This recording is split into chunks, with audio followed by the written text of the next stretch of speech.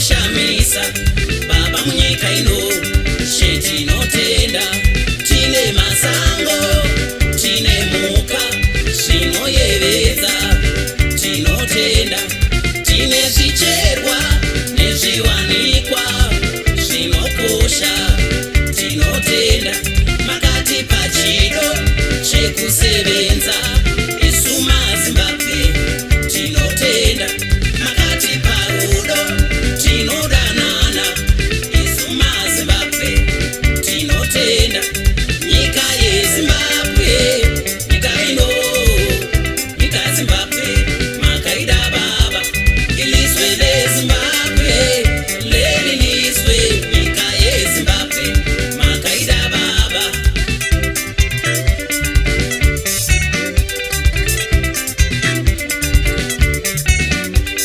tiri vana venyu ishe baba mutirangarire singavantu vako kosi baba sihlaupele Lord we are your children your sons and daughters Zimbabweans at large remember so Lord navanotungamira nyika ino yeZimbabwe Mwari baba muvarangarire navose vanogara mundare reparamende Mwari baba mugove navo navose vanoshanda vachichengeta nyika Mwari baba mugove navo vafundisi vedu vamakasodza kufudza mweya mugove navo muve namadzishe madzimambo masadunu matare emhosva zivo ngaiwande kunana chiremba navakoti zvirwere zvipere nemvura baba ngainaye mukanesu tiwane upenyu navose vanofuma kunoshandira nyika Mwari baba muvarangarire nyika yeZimbabwe lelilizwe nyika Zimbabwe muirangarire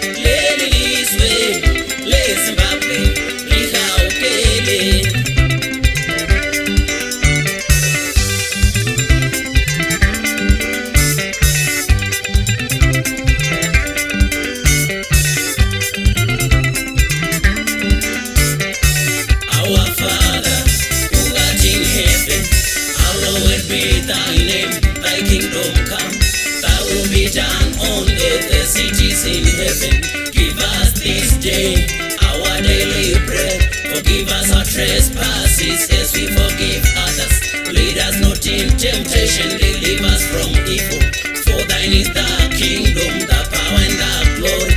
For thine is the kingdom, the power and the glory. For thine is the